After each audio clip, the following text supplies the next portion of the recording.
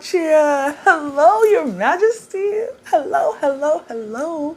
Welcome back to the Royal Reset podcast. How are you doing today, Your Majesty? You're looking good. You're looking gorgeous, okay?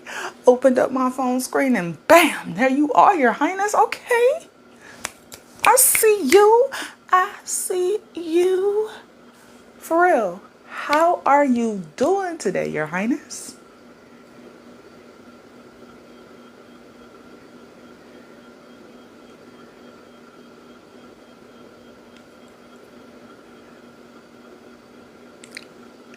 I'm glad to hear it. I am glad to hear it. I am so happy that you are here. Week 3, episode 3. We are here to discuss sinners even more. This time around, I'm going to let you know up front. Spoilers. Spoilers. Spoilers. Okay, cool. So we're talking spoilers of Sinners this week, right? Yeah. Okay, good, girl. I'm just letting you know, girl. We're talking spoilers this week. Last week was spoiler free. I gave you a week to get it together. Okay, cool. So we're talking spoilers. Alrighty, good. But first, let's jump into a check-in. You told me all about your goals for this week, last week, and I want to hear how it went. Did you reach your goals? Did you have some setbacks? Did you have some pivots? Tell me everything, Your Majesty. Everything.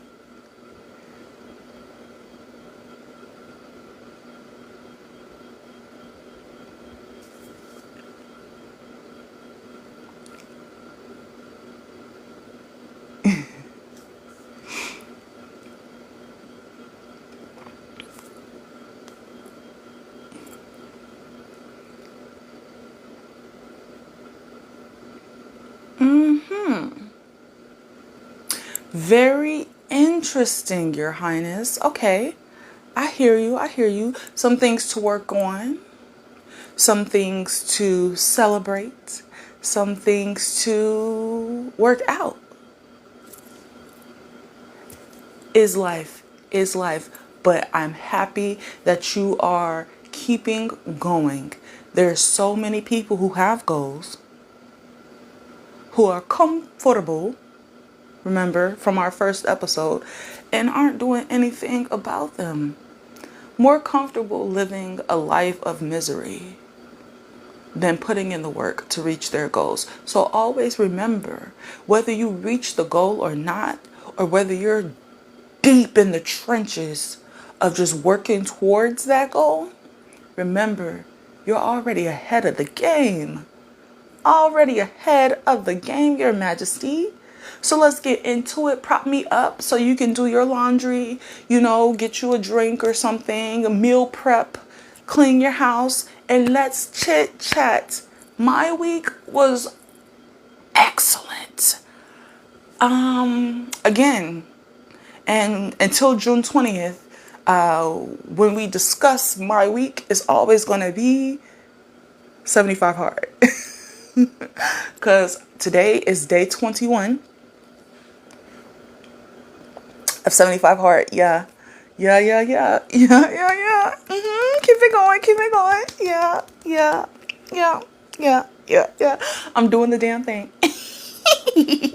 I'm out here every day, 75 days, 21 days so far, out here every day, reading 10 pages of a non-fiction self-help book, drinking a gallon of water, taking a progress photo, choosing a diet, any diet, and sticking to that diet. No cheat meals and no alcohol.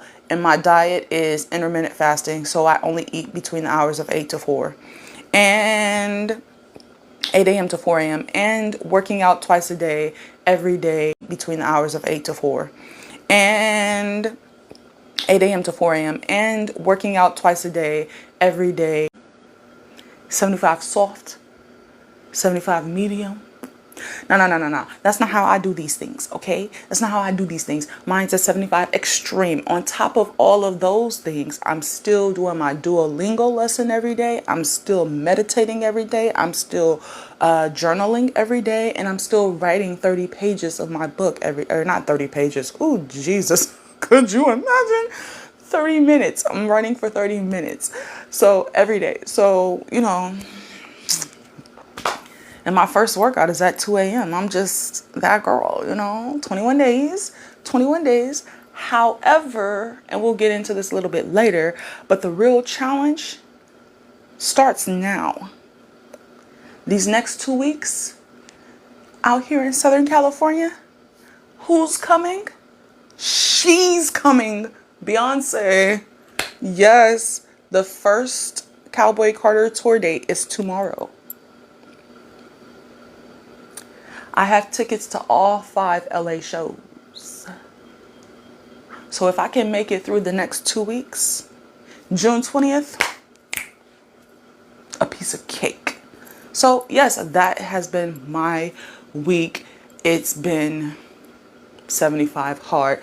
So I've reached my goals every single day, which has been great. And then my other major goal was to get some reading in, and I did. I've been reading. But yes, just know I've been getting my reading in. I've been getting my 75 hard tasks done. I am here getting it done, getting it in, making promises to my younger self, loving on my younger self, and hyping up my younger self. And I feel great. Great.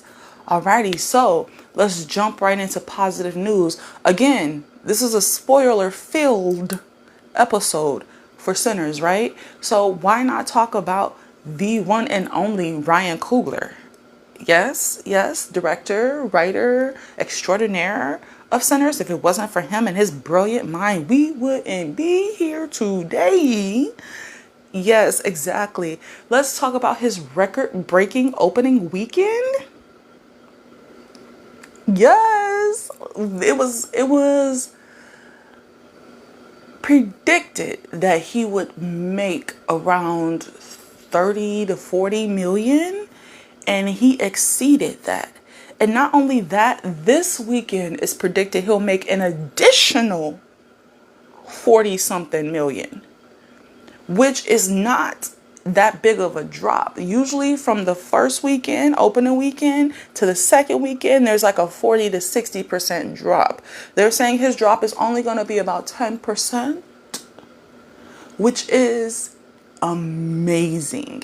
He's already at about 71 million total so far, which again is astounding. So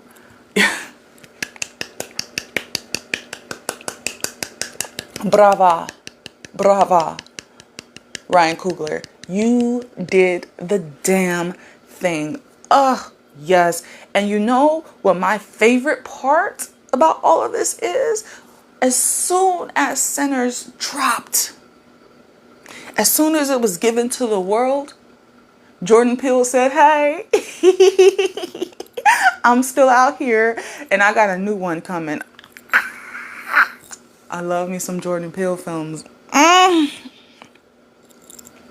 We are being fed. We are being fed good movies. Oh, yes, I love it. So, yes, big ups to Ryan Coogler doing the damn thing, doing his thug thizzle for shizzle my nizzle. I am proud. I am happy to be here and supporting. What a year. Politics aside, what a year for Black entertainment. So far, and it's only May. Might as well say it's May because we're at the end of April. It's only May. Beyoncé getting her Album of the Year award. Finally. Kendrick Lamar's amazing Super Bowl performance. And then him sweeping record of the year, all the big song awards at the Grammys. And now we got this, Sinners. Like, come on. It's been such a good year entertainment wise for us. And I can't wait to see what Jordan Peele has in store for us and what others have in store for us the rest of this year. Also, tomorrow is Monday, the first. No, it's not. I'm lying. That's next week. But it's coming up the first Monday of May. And you know what that means. That means the Met Gala. And this year's theme is centered around Black men and their dress. And so we'll see. It can go left or it can go right. But we'll see what comes out of that. I think at least us, we're going to get it. And we're going to kill it. I can't wait to see what Rihanna does. I can't wait to see what Tiana Taylor does. I can't wait to see what Tyler does. I know she's going to be back this year after that amazing sand dress that she had last year. I can't wait to see what the raptresses do. Cardi, Nicki, Megan. Like, I can't wait to see what they come through with. Chloe, Holly. Yes, and I can't wait to see what mess the Kardashians come through with, because they're never on theme, but it's always either super duper fly or super duper messy. So I'm just excited to see what comes out of that. So yes, that is our great news, our good news, our positive news for this week. Big ups, Ryan Coogler. Proud of you. You deserve. You deserve. Definitely. And I will definitely be sat for the X-Files. Definitely. But we also need more original movies, homie. More original movies. Okay, don't slow down with some TV shows now. Keep it going. Okay? Like I said last week, your movies are the only movies we get dressed up to go and see. Like, we make an event of your movies. So we need more movies from you. So keep making those movies for us. Thank you. Okay, cool. So what is entertaining me this week? This is where we could talk about the books that I'm reading. This is 18 plus, because the books that I'm reading are keeping me entertained. Okay.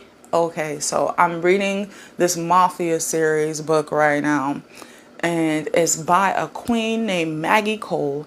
And last year, the first part of this series, because I'm on like the 10, 11, 12, the 13th book in this series, right?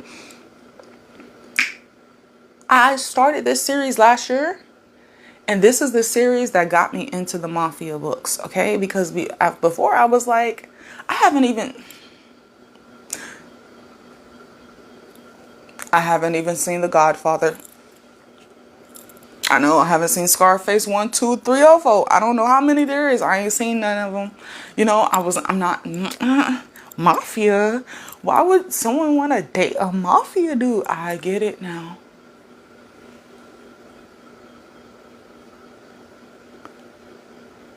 I get it now.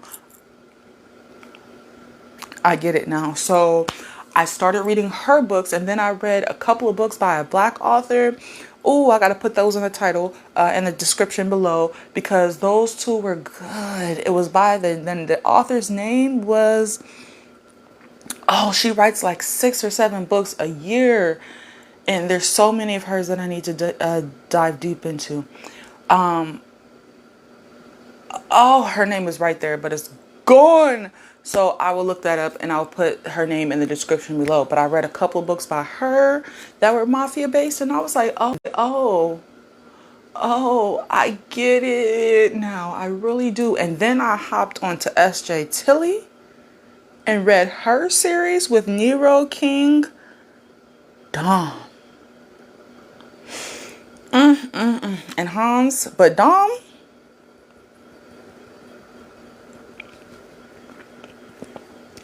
Yeah. S.J. Tilly, all of her female main characters, FMCs, are big, beautiful women. Yes. And all of her male main characters are just like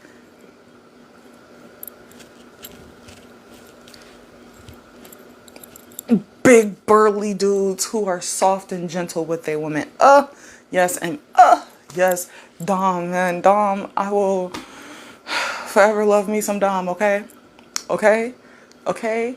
Okay? There was a scene in that book where someone said something about his woman,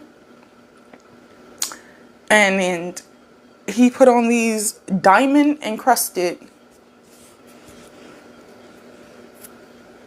what do you call them?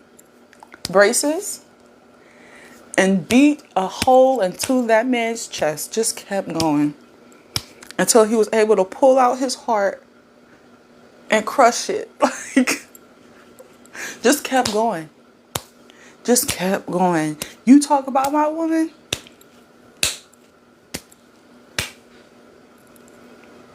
Yeah. Gots to love the mafia dudes. So, okay, yes. The name of the series is called Mafia Wars, and it's by a queen named Maggie Cole. And the first 10 books I read last year, and they were all set in Chicago. Now, I need to visit Chicago after reading all these books in Chicago, okay? I needs to see for myself, okay? I needs to see this river that has nothing but sprinkles of dead bodies up in it. I needs to see this river, okay? I need to go to Chicago. Maybe that's where. We'll see. We'll see. I'm looking for one more place for Christmas to go to, but that's too cold. That's too cold for Christmas. I need to go to Chicago. But the first 10 books were based in Chicago, and they followed the Ivanovs. It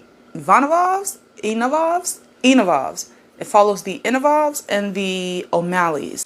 The Ivanovs are Russian. The O'Malleys are, of course, Irish. And each book just built on top of the other, and you're meeting all these guys that are just so about family, and of course they're mafia, and so they're people, and you touch her and you type peoples, and all these girls who are falling for them, but they don't know what they're getting themselves into. And it's like, when they find out, are they gonna stay? Are they down with the get down? Or are they too weak to be a part of it? And yes, and that's okay. If it's not everybody can date. And I mean, I would never. I love reading about it, but I would never. And so, yeah, that's where I'm at. That's what I'm doing. I'm reading the second part of the series, which is now based in New York. And I'm on the third book of that. And it's annoying. These two characters are so annoying because she's a part of the enemy family, not by choice. They are forcing her hand or whatever. They like bought her when she was young, and she's just afraid of them, and they're forcing her hand. And they saw that this dude who's a part of the family is interested in her. And so they were like, oh, you're going to date him and you're going to get information for us. And she was like, I don't want to, but okay, fine. And then they fall in love. And everybody in his family, his father, his brothers, everybody is telling him she's a part of them. She's a part of them, and you are getting played. And he's like, no, she's not. She's not. And I'm like, you don't. Yes, she is. Yes, she is. Anywho, yeah. I'm at a part now where they're getting married. Will they make it to the altar? I don't think they will. I think she's about to get kidnapped. Because they're on the other side of the world, and low-key running from the people, her employers. So, I don't think they're going to make it to the altar. We'll see. I'll let you know next week. That's what is entertaining me this week. I'm reading my mafia books, okay? I love me a good mafia romance, and it is because of Queen Maggie Cole and these books. And then that other queen, that black artist that had me with those 2 books that I read last year. And then after that, I found S.J. Tilly, and it was just a wrap. It was a wrap. I would never date a mafia dude, but ooh, are they fun to read? Anywho, so that is what is entertaining me this week. Let's discuss the main event while we are all here today. Again, spoilers. Okay? This is a spoiler-filled episode of the Royal Reset podcast because we are discussing the ending of Sinners. So if you have not seen Sinners, if you don't want to hear these spoilers, I would suggest you like, comment, subscribe, and come back later after you watch it. You need to go see that, okay? Okay? Be a part of that 40 million that's predicted to be made this weekend and go see it and then come back, all right? Get your chores done. Get your reset done for the new week, of course. Don't forget that. But also make sure you go see this movie. Okay, cool. So today we're going to talk about the ending of Sinners and what we can derive from the ending of Sinners, because there are so many lessons that we can learn from the ending of Sinners. But I want to discuss two major lessons that we can take away from that movie. So first, let's discuss what happened. Sinners is a movie about two brothers who come back to the Delta, come back to their hometown. Two twin brothers who come back to their hometown with a whole lot of money and a whole lot of alcohol. And their goal is to buy and open up a juke joint. That's all they want. That's all they want to do. And being able to do that in their eyes is a form of freedom for them. That's what they're looking for. On the surface level, they just want to buy and open up the juke joint. Below all that, they're looking for freedom. That's all it is. They are looking to be free and just live their lives in peace and happiness, right? Okay, so they meet up with their younger cousin, Sammy, who they left behind when they moved to Chicago for 7 years. He was a youngster when they left him behind, but now he's a grown man, a grown, very young 18, 19-year-old man. And he's ready to see the world and walk in his purpose of being a musician. He plays the guitar. And throughout the film, the brothers learn that he also can sing. Okay? He can sing. So they go about opening the juke joint. And all is well and dandy until Sammy... Now the brothers' names, let's recall the brothers' names, are Stack and Smoke. Together they're called Smokestack, the twins. And then the cousin's name is Sammy. Okay? So... they open this juke joint. Things are going well. They're not making as much money as they want to because a lot of people are using, and I did not know this was a thing, I need to look this up, because what people were paying with coins from plantation owners were paying them with fake coins and not real money.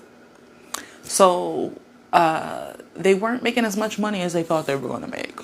But it was the opening night. Everybody was enjoying themselves, having a good old dandy time until Sammy performs.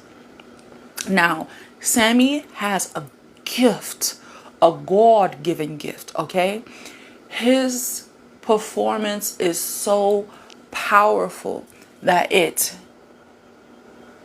shreds the veil between heaven and earth and allows ancestors and futuristic ancestors to come down and enjoy in the music and the performance and the dancing and the laughing and the having of a good time. And this is what births the scene that I'm pretty sure you've heard about now, where, if you haven't seen it, where you have this clash of cultures, this past, this future, just coming together brilliantly. You have Asian dancers, you have African dancers, you have bebop dancers, you have old school electric guitarists, you have all these people coming together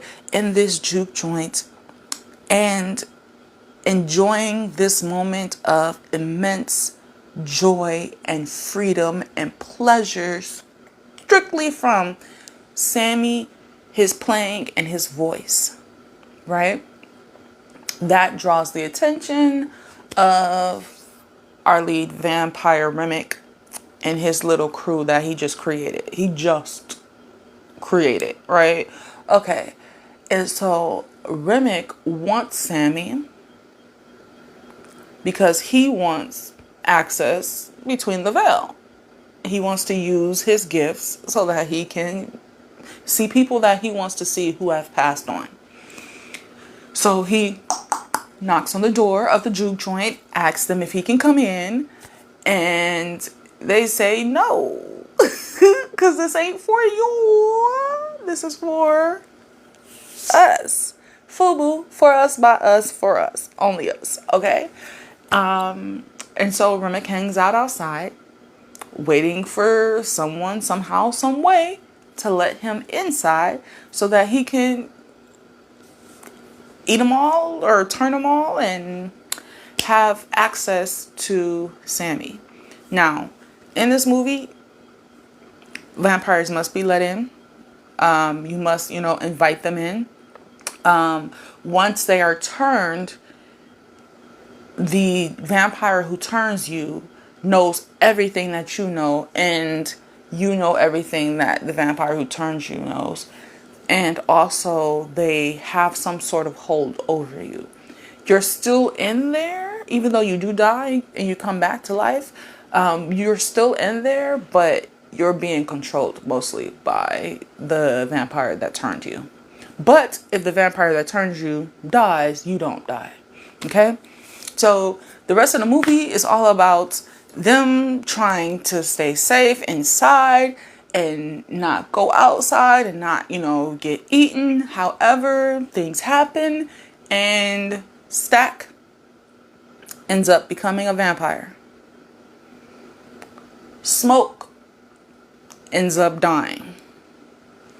Sammy is the only person who walks away from that juke joint still human. Okay.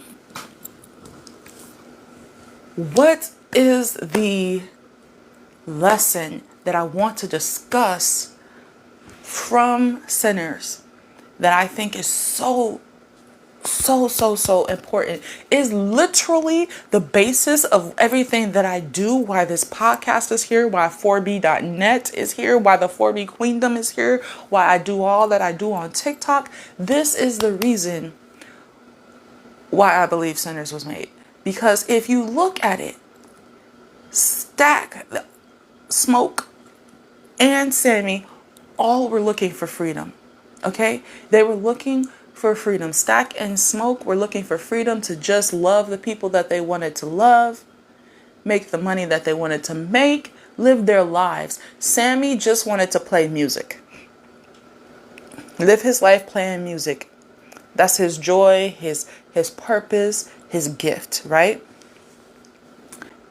Everybody ended up getting the freedom that they wanted, but only one person got that freedom without paying a huge price.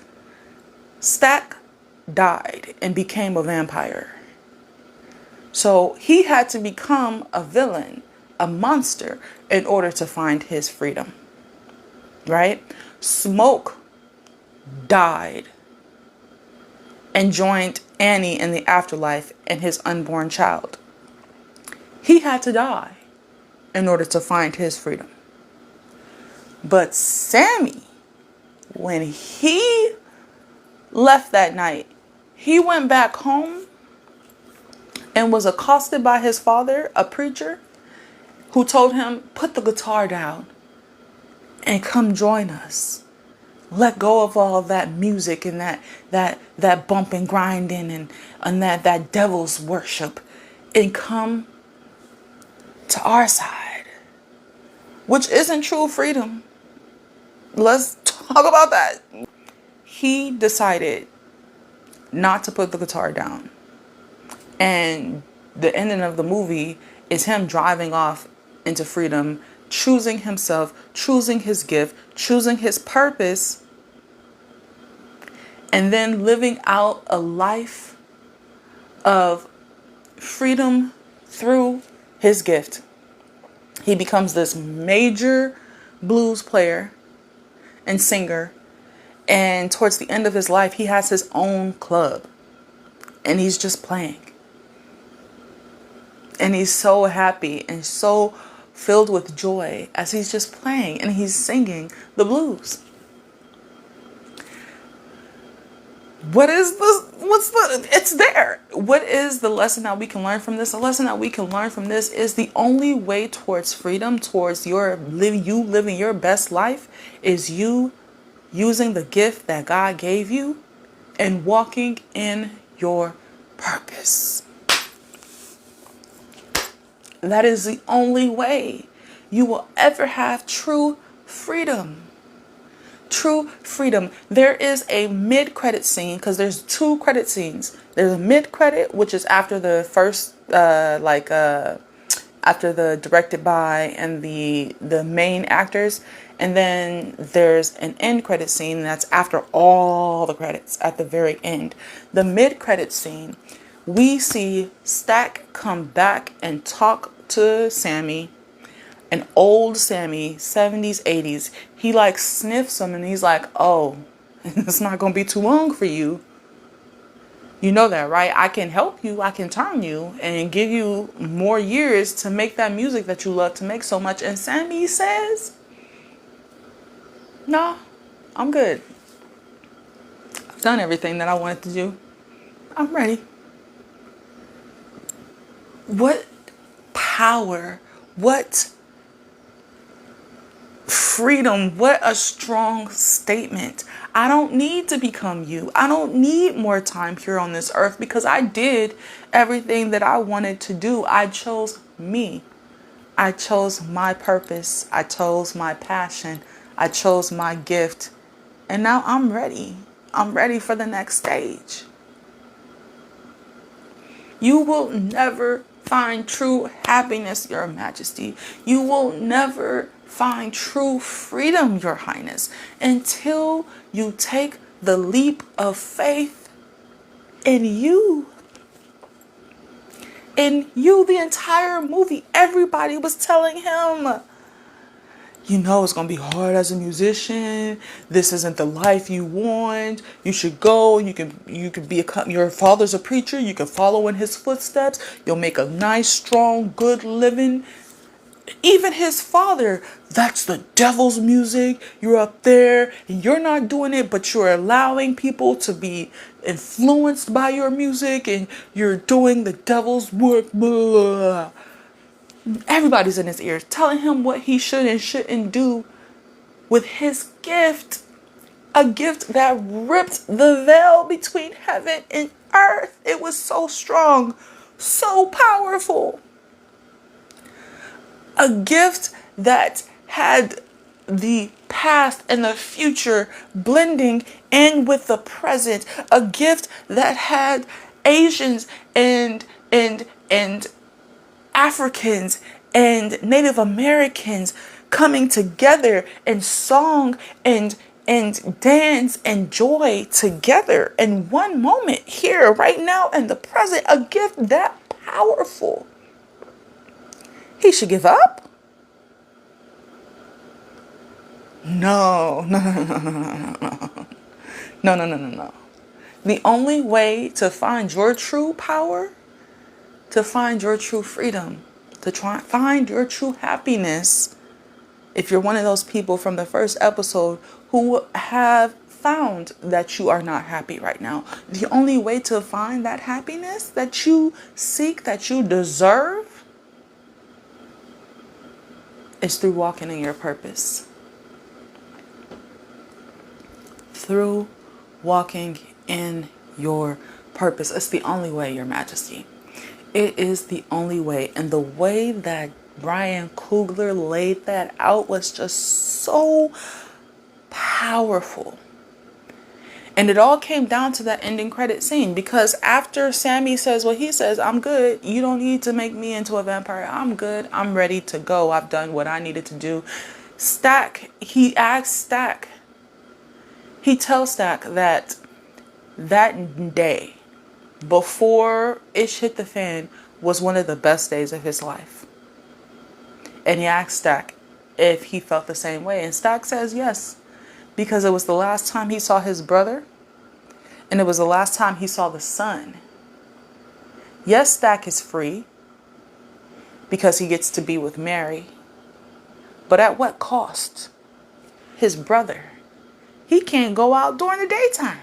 He doesn't know what it feels like for the sun to shine on his face anymore. That doesn't sound like true freedom to me. Smoke is with Annie in the afterlife and their unborn child. But he's dead. He's in the afterlife. That don't sound like true freedom to me. The only place you find true freedom, true happiness, true joy is through your purpose, your passion, your gift. Now, some of you may be saying, okay, so then how do I find my purpose, my passion, my gift, so that I can find my joy, my power, my happiness? Okay. This is what I like to do. I think, and this is what helped me, I think your purpose is at the intersection of your trauma and the change you want to see in the world and what you're good at doing. Let's make it a triangle. There we go. So your purpose is at the intersection of your trauma, what you're good at doing, and the change you want to see in the world. So let's take me, for example.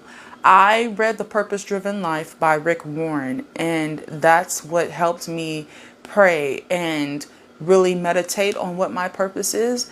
And I've also read Jack Canfield's The Success Principles. Those two books together were great resources for helping me find my purpose way back in like sophomore year of college, okay? And I found that my purpose is threefold: to entertain, to inspire women of color, and to end familial homelessness in America. Those are my three purposes, right? How did I find it? I grew up homeless for the first 17 years of my life. That is my trauma. That is what I've been through. The change I want to see in the world is I would watch TV, movies, listen to music, read books as a child. And those were the things that helped me through the hard times. Those things inspired me and motivated me to keep going. And so I want to do that for other people. I want to inspire and motivate people through books that I write, through shows that I create like this one, through content that I create on TikTok, Instagram, YouTube, etc. And I'm good at speaking. I'm good at entertaining people. I'm good at hyping people up. You should know that. So, put those together. I grew up homeless. I'm good at entertaining folks. And the change I want to see in the world is I want to inspire people, motivate people to reach past their struggles for their goals and their dreams, specifically women of color, black women. And so my purpose is threefold: to entertain, to inspire, to end homelessness in America for families. That is my purpose. And I work on that every single day that I write my book, When Life Serves You Lemons, My Life from Tragedy to Triumph and Your Guide to Making the Best Lemonade, which is a self-help memoir that I create content on TikTok, that I create this podcast, that I write a blog post on 4b.net, every single day that I walk around with my crown on my head and people ask me, especially women, is it your birthday? No, I'm just a queen, just like you. Just like you. And the smile that lights their face. Oh, me? Yes, you. Yes, you. You are a queen. You are magnificent. You are powerful. You have a purpose. And you have value. So, what is your purpose? And are you walking in it?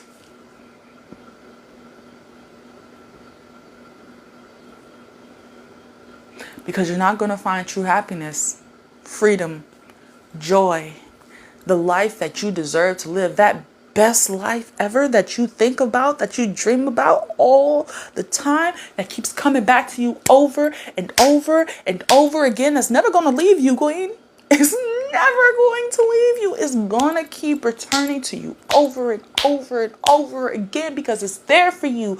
All you need to do is reach out and grab it. And how do you do that? By walking in your purpose. How do you walk in your purpose? Find your purpose at the intersection of your trauma, what you're good at doing, and what change you want to see in the world. Find your purpose. And then start working towards that. Start doing that. Start being that. Start embodying that. That's how you walk in your purpose. You find it and you do it. That is when you find your joy, your happiness, your power.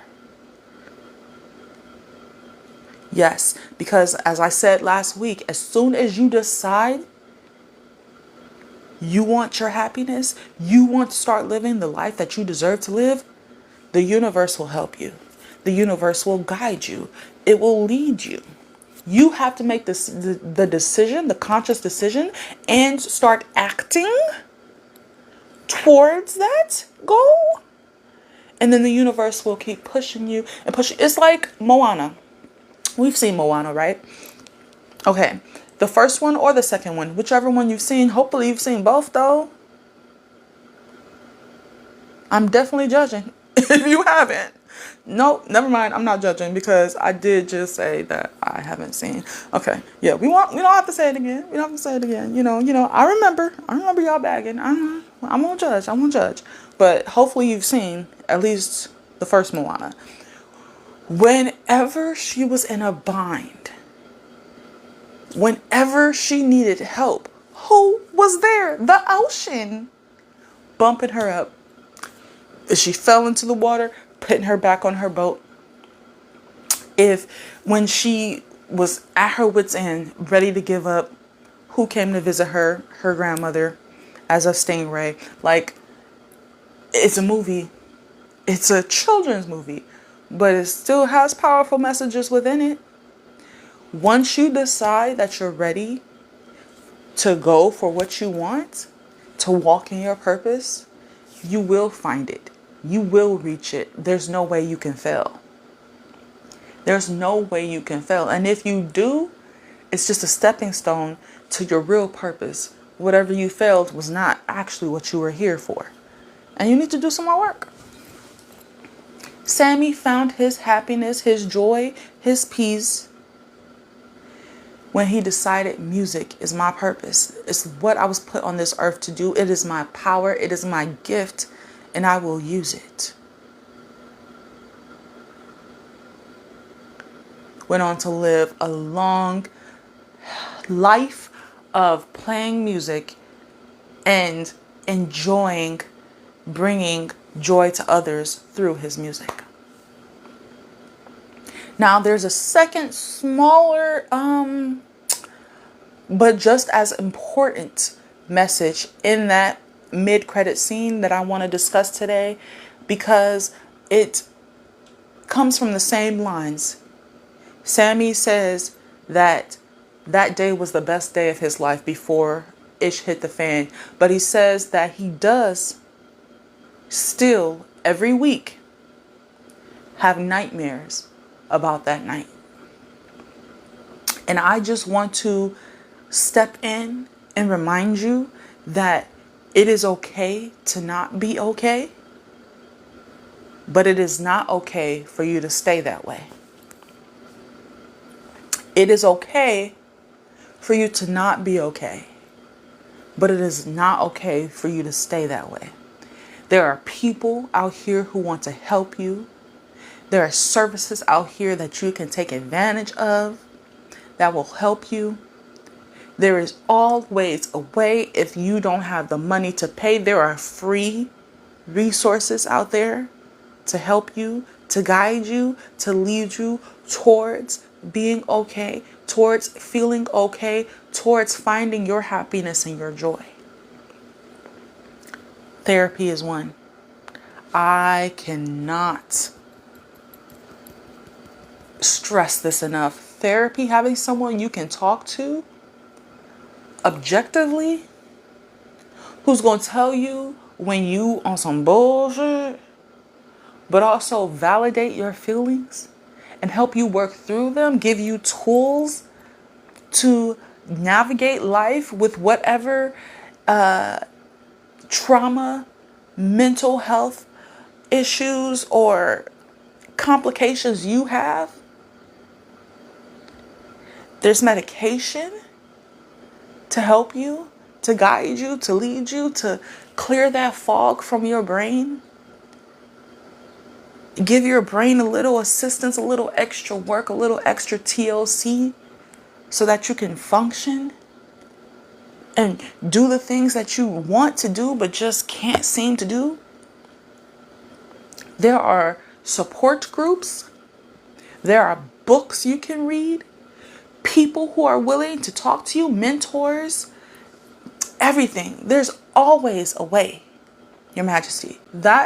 Those are the two main takeaways that I've taken away from Sinners. There are so many racial justice implications in it, and so many we talked about last week about knowing your worth and not settling for what's given to you just because it's more. There's so many other beautiful lessons that we can take from this movie, and it was just beautifully filmed. So if you take nothing from it, at least it's gorgeous to look at. But I think that is the main lesson that we can derive from the movie Sinners and take into our lives, is that you will never find true joy, true peace, true happiness until you learn to walk in your purpose. And I know this myself because I didn't find joy, peace, happiness until I started walking in my purpose. I discovered, as I just told you, I discovered my purpose back in 2014. Spring break of my junior year. No, spring break of my senior year of college. This was after I had spent a year abroad in Sydney, Australia, and Milan, Italy. I came home and I was depressed, sad. I was still going to classes, but I was just not okay. I was not okay. I was going to classes, I was working, but I was not okay. And it wasn't until spring break, one of my friends, Diana Odera, D, I will always love you for this, gave me a copy of The Purpose Driven Life. And over spring break, I started reading it. And I prayed and I meditated and didn't even finish the book because it's a 40-day devotional. But just in those first 7 days of praying, meditating, and reading the book and just like zeroing in on what my purpose could be is when I discovered that my purpose is to entertain, to inspire, and to end familial homelessness in America. But did I start working towards my purpose at that moment in time? No. Because I was in college. Senior year still had so many credits to go because I was a triple major. Why was I a triple major? I don't know. Just out here floating. Why was I in college? Because it was the only way to end my homelessness. That's how I ended my homelessness. I got into college and I moved into the dorms. That's the only reason why I went to college, but I hated school. Didn't want to be there. I was only there so that I can live in the dorms and eat in the cafeteria. For free. Let's just be honest. Then when it came time to finish my time at Chapman, I was thinking, okay, what do I want to do with my life next? And I thought back to the times where I had the most joy throughout my time in college. And it was when I was writing, doing my creative writing classes. Why did I add on 2 additional majors when creative writing was always what it was? I am a writer. That is my gig. That's my bag. I get into my bag when I be writing, okay? Okay? That is where the entertaining and the speaking and all that, it derives from what I write. So I was like, you know what? Let me just go and get a master's. I had fun being abroad and I had fun with writing. So let me get a master's abroad. The City University in London. Yes, that's what I wanted. And then life hit me. My younger brother needed me to take him from my mom because they were still homeless. And he was living his best life here in California and she wanted to move to another state. All the best resources for homeless people is in this state right here. And why would you take him away from a life that he's building and he's growing and he knows, just to take him away and probably bring him back within a couple of months? Nope. So I ended up filing a petition for guardianship, taking my younger brother in, and Chapman actually supported me in that and gave us a house to live in until I finished my studies at Chapman. But was I walking in my purpose? No, was not walking in my purpose. I graduated from Chapman, moved into a nice apartment, looking for a job. Definitely not a writing job, looking for an administrative assisting job because that's something else that I was good at doing too. Helping other people reach their goals. Clock it. That inspiring piece, clock it. That helping people reach past their struggles for their goals, clock it. That's exactly what an administrative assistant does. So I was looking for administrative assisting jobs, got one, loved it a lot, but was not happy. Jumped jobs, loved it a lot. It had creative bits in it, but it still just wasn't what I was meant to do. I was not happy. So I was jumping from job to job as a temp, not getting hired on, jumping from job to job, depressed, sad, floating, running from my trauma, not happy, knew I wasn't happy. And kept getting these visions, these beautiful dreams about what my life could be like if I stepped into my purpose, if I walked into what I was meant to have.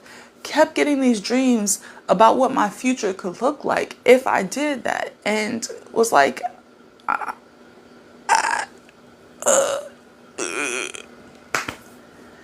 and don't even get me started on the things that I was doing for trauma. I had to work. Because if I wasn't working, then I wasn't paying my rent. And if I'm not paying my rent, then I'm where? Homeless again. Yes, it wasn't until 2016 where I read Act Like a Success, Think Like a Success by Steve Harvey. Watched 50 million videos of his. You know, after the in-between takes with the Family Feud and after they finish filming, he starts preaching to whoever's in that audience. And those videos are always posted on YouTube. And with reading Act Like a Success, Think Like a Success, and then watching those videos, I remember him talking about taking the leap of faith in you, and how you can sit on the edge of a cliff and watch all of these people floating by, living their best life as long as you want to, and be jealous, angry, upset, sad, depressed as long as you want to. But you will never float and fly with them until you take the leap of faith into you. And he said, sometimes you're not going to float and fly, jump and fly right away. You're going to fall. You may hit some rocks or something on the way down. But you will never, as long as it's your purpose and it's truly what you're meant to do, you will never fall flat on your face. You will hit some rocks and you will fall, but you will eventually find your footing and you will fly and you will soar. But you will never fly and soar if you stay on the cliff. And I kid you not, there was a gentleman, Daryl Strawberry, who was an old baseball player, who came and spoke at my church one weekend. And he said the exact same thing that I have been reading about and watching Steve Harvey talk about. He said that, what was it he said specifically? He said something like, it is time. It is your time right here and right now to walk in your purpose. And I was like, okay. I left church. That was Sunday, April 2nd of 2018. Sunday, April 2nd of 2018.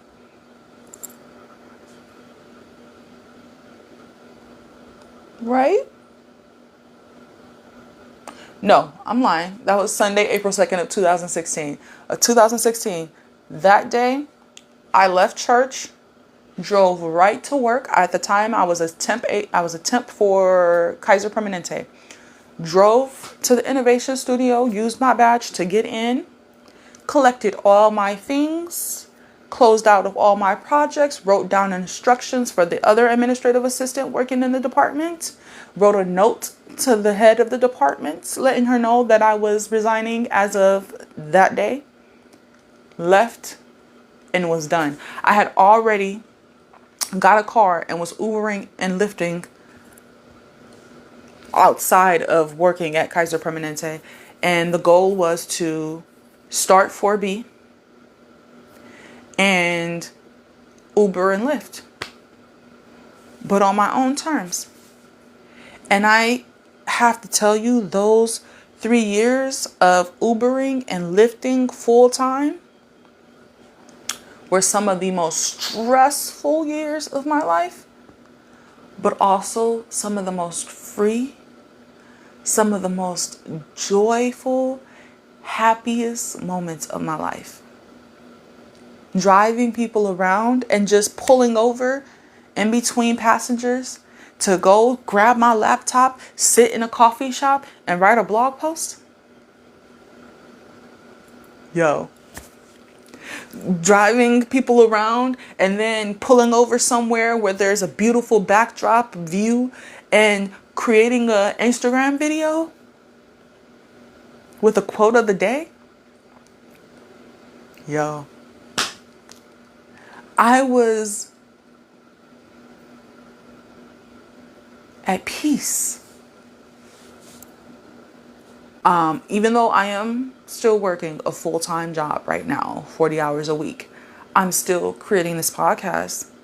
I still have the website with all my blog posts. I'm still creating content on TikTok, Instagram, YouTube, still walking in my purpose, still at peace, still full of joy, still working towards my happiness.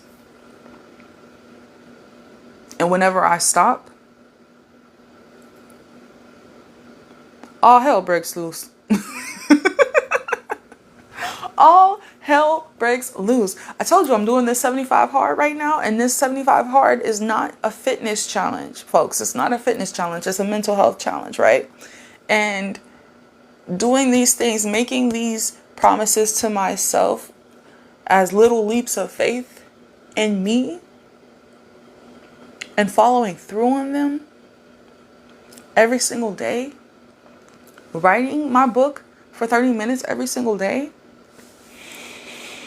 meditating, journaling, working through my trauma so that I can be a better hype woman for you, so that working on my relationship with God, so that when I speak, he can speak through me, so that you can hear something that I say and it inspires you, motivates you, gives you that aha moment that you need to go and do what you need to do to reach the life that you deserve to have too. There's nothing better than that. There is nothing better than that. So I will leave you with this note. I watched a video from one of my favorite TikTokers, and he was talking about how he was reading Miss Tina's book, Miss Tina Knowles Lawson, who is the mother of Beyoncé. She just released her book, Matriarch. I cannot wait to read it. In that book, he said that she discussed that she actually quietly, without telling anyone outside of the family, was actually diagnosed with cancer. And I believe she's in remission now. I have to read the book myself. But he said during a difficult time, a difficult day where she was just feeling lost and down, she was surrounded by Beyoncé, Kelly, and Solange. And Solange pulled out her phone and showed her a video of Jules from last year. Y'all remember the Demure video that went crazy viral? Where, you see how I dressed for work?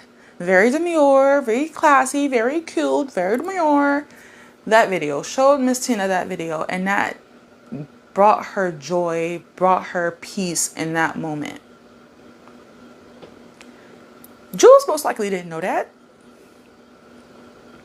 But just posting that video brought so many people joy and peace in that moment. That was just a clear moment of walking in Jules's purpose that helped thousands, maybe millions of people. A lot of times you won't see it, but when you walk in your purpose, not only are you finding your joy and your happiness and your peace, but there are people out there waiting for you who need the gift that you have, who are waiting for you to do what only you can do so that they can be inspired and motivated to do what they need to do. And then the cycle repeats itself. So it's not just for you, it's for other people too. Yeah. So, Sinners, man. A phenomenal movie with so many deep, deep, deep messages within it. Let's talk about your goals for next week.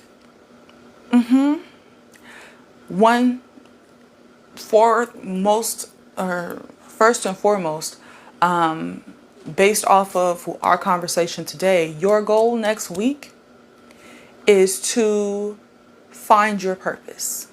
If you don't know what it is, think about the triangle, okay? What have you been through? What are you good at doing? And what is the change you want to see in the world? What's in the middle of that is your purpose. So that is your goal for this week from me. Find your purpose. Now tell me, what other goals do you have for this week ahead of us?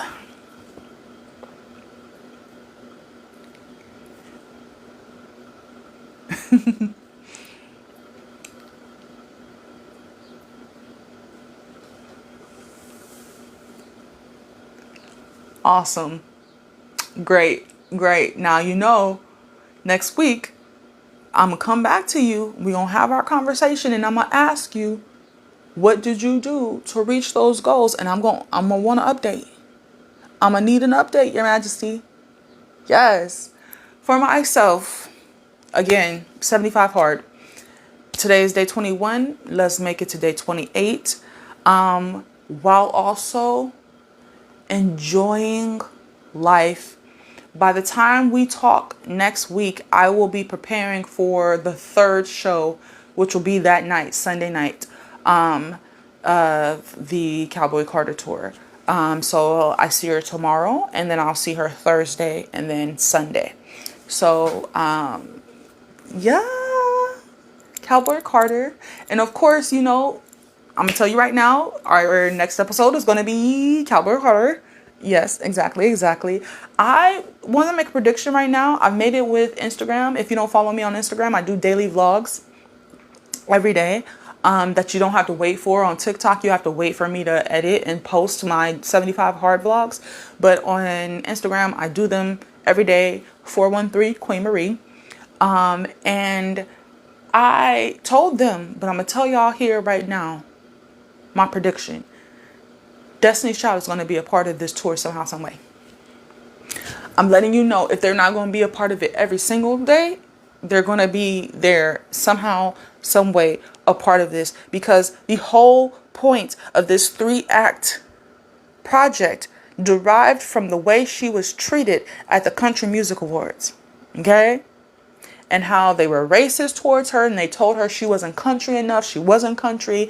Black people can't do country. She is from Texas. Okay? This whole album is an alchemization. It is a revenge album, is the most elementary way for me to say it. It's a revenge album. But really what she did is she took what happened at the CMA, she alchemized it, and she turned it into Cowboy Carter. Not just Cowboy Carter, Renaissance, and whatever Act 3 is. I'm thinking it's going to be rock. But you know.